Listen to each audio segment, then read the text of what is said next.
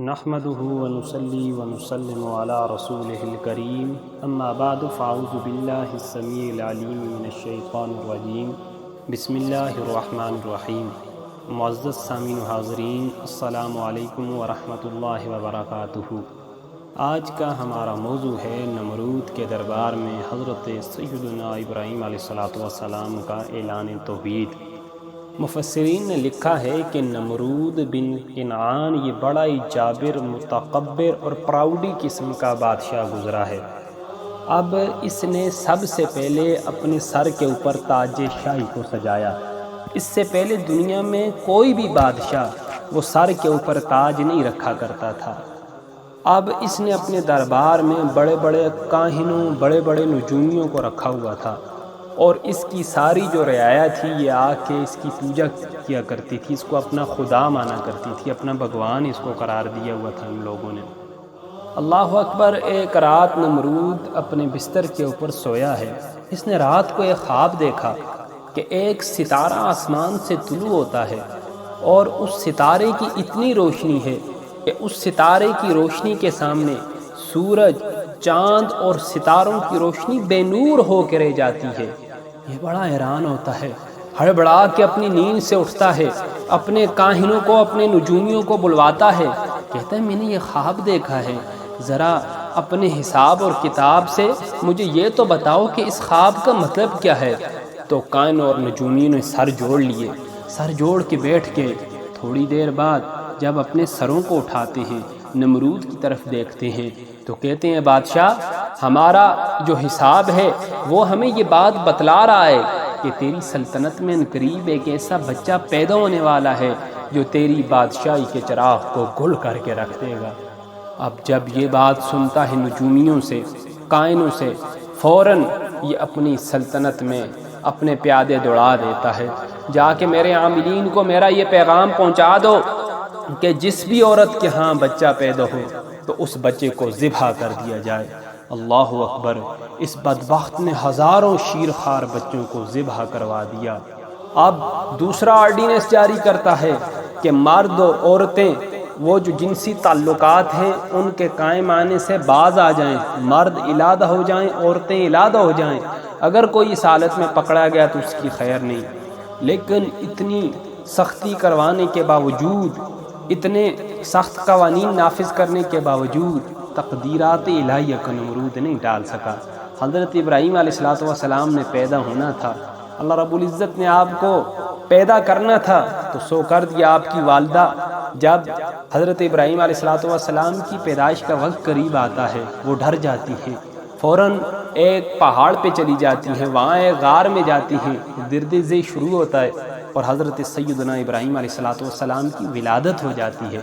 جب سیدنا ابراہیم علیہ السلام وہاں پہ پیدا ہوتے ہیں تو آپ کی والدہ آپ کو دودھ پلا کے اسی غار میں چھوڑ کے واپس اپنے گھر میں آ جاتی ہیں۔ مفسرین نے لکھا 7 سال تک، اور بعض نے لکھا 17 سال تک حضرت ابراہیم علیہ السلام اسی غار میں پرورش پاتے رہے۔ پھر جب آپ اپنی قوم کی طرف آتے ہیں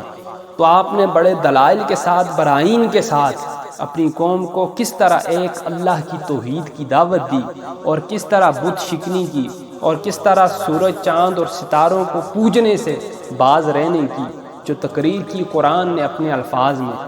میرے اور آپ کے لیے بیان فرمایا۔ حضرت سیدنا ابراہیم علیہ السلام نے اپنی قوم سے ارشاد فرمایا فَلَمَّا رَأَى الْقَمَرَ بَازِغًا قَالَ هَٰذَا رَبِّي۔ اچھا، یہ بات سننے سے پہلے، قرآن مجید فرقان حمید کی تلاوت سننے سے پہلے اس بات کو ذہن نشین رکھیں کہ حضرت ابراہیم علیہ السلام کی جو قوم تھی وہ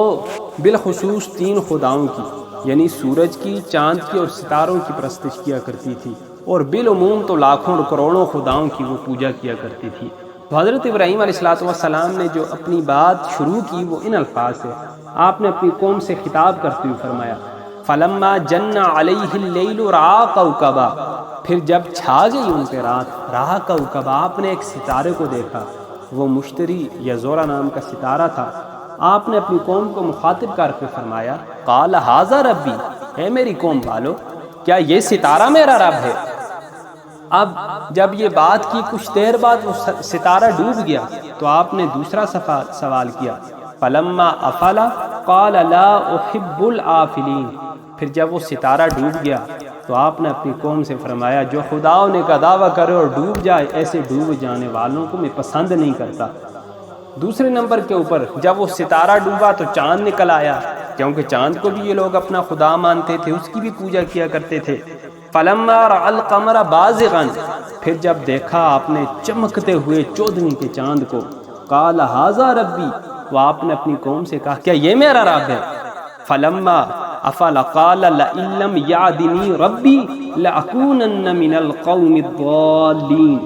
پھر جب وہ چمکتا ہوا چاند بھی غروب ہو گیا تو آپ نے اپنی قوم سے کیا ارشاد فرمایا؟ فرمایا اگر میرا رب مجھے ہدایت نہ دیتا تو میں بھی تمہاری طرح ضرور ہو جاتا ان گمراہ کردہ لوگوں میں جنہوں نے سورج چاند ستاروں کو اپنا خدا بنا لیا۔ تیسرے نمبر کے اوپر جب رات ختم ہو گئی، صبح کا سورج چڑھ آیا، فَلَمَّا رَأَى الشَّمْسَ بَازِغَةً، پھر جب آپ نے سورج کو جگمگاتے ہوئے دیکھا، قَالَ هَذَا رَبِّي هَذَا أَكْبَرُ، تو آپ نے کہا کہ یہ میرا رب ہے، هَذَا أَكْبَرُ، یہ تو بہت بڑا ہے، یہ تو چاند سے بھی بہت بڑا ہے، یہ تو ستاروں سے بھی بہت بڑا ہے۔ فَلَمَّا أَفَلَتْ قَالَ يَا قَوْمِ إِنِّي بَرِيٌّ مِّمَّا تُشْرِكُونَ، لیکن جب شام کا وقت آتا ہے، سورج ڈوب جاتا ہے تو آپ فرماتے ہیں میری قوم میں بیزار ہوں ان چیزوں سے جن کو تم اللہ کے ساتھ شریک ٹھہراتے ہو، جن کی وجہ سے تم شرک جیسی بدترین بیماری میں مبتلا ہو۔ انی وجہت وجہی للذی فطر السماوات والارض حنیفا وما انا من المشرکین، حضرت ابراہیم علیہ السلام نے اپنی قوم سے بالکل ہی بیزاری کا اور لا تعلقی کا اعلان فرما دیا۔ اب حضرت ابراہیم علیہ السلام نے ان قوم والوں کے سامنے جن خداؤں کو وہ پوجا کرتے تھے، جن کو وہ بھگوان مانا کرتے تھے، انہی کی خدائی پر کاری ضرب لگاتے ہوئے ان کے خداؤں کے حالات ان کے سامنے بیان فرمائے۔ پہلا حال آپ نے یہ بیان فرمایا کہ تم ان چیزوں کو خدا مانتے ہو کہ سورج بھی خدا، چاند بھی خدا، ستارے بھی خدا، یہ کیسے خدا ہیں جن کو ایک جگہ قرار ہی نصیب نہیں، جن کا ایک جگہ تخت ہی نہیں، صبح کے وقت یہ طلوع ہو رہے ہیں، شام کے وقت یہ غروب ہو رہے ہیں، رات کو چاند آ رہا ہے، سحری کے وقت وہ جو جا رہا ہے۔ جس خدا کو تم خدا مانتے ہو وہ کیسا خدا ہے کہ جس کو خود ایک جگہ قرار نصیب نہیں تو وہ تمہارا خدا بننے کے لائق کس طرح ہو سکتا ہے؟ دوسرے نمبر پہ آپ نے ارشاد فرمایا اچھا چلو تمہارے خدا ہیں، لیکن اس بات کے اوپر تو غور کرو کہ ان خداؤں کا جو طلوع ہونے کا نظام ہے، جو غروب ہونے کا نظام ہے، جو وقت ہے وہ وقت بھی ان کے اختیار میں نہیں ہے۔ جو ٹائم ٹیبل اللہ نے ان کے لیے سیٹ کیا ہوا ہے، ایک سیکنڈ نہ اس سے پہلے یہ طلوع ہو سکتے ہیں، نہ ایک سیکنڈ بعد یہ غروب ہو سکتے ہیں، تو ایسے خداؤں کی کیسے تم پوجا کر رہے ہو؟ آگے فرمایا پھر اللہ نے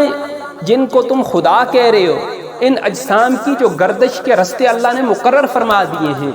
یہ ایک بال کے سرے کے برابر بھی اپنے اس رستے سے ہٹ نہیں سکتے جو رستہ اللہ رب العزت نے ان کے لیے مقرر فرما دیا ہے۔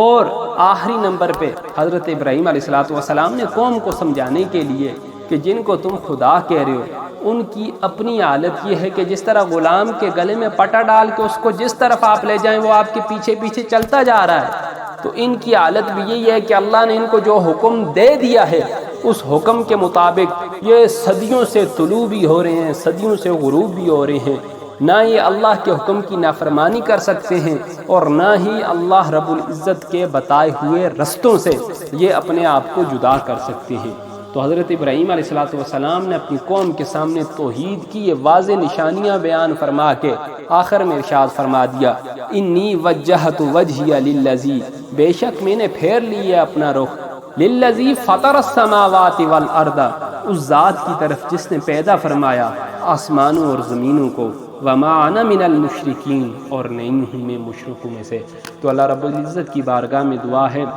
اللہ تعالیٰ حضرت ابراہیم علیہ السلام کی سنت کو ہمیں زندہ کرنے کی توفیق عطا فرمائے، بغیر جھگڑے کے، بغیر کسی کا دل دکھائے دلیل کے ساتھ بات کرنے کی توفیق عطا فرمائے، اور بد خلقی سے، بد اخلاقی سے بھی محفوظ فرمائے، اور ہمیں شرک جیسی قبیح مرض سے بھی تمام مسلمانوں کو محفوظ فرمائے، اور تمام دنیا کے لوگوں کو کلمہ پڑھنے کی توفیق عطا فرمائے۔ وما علینا الا البلاغ المبین۔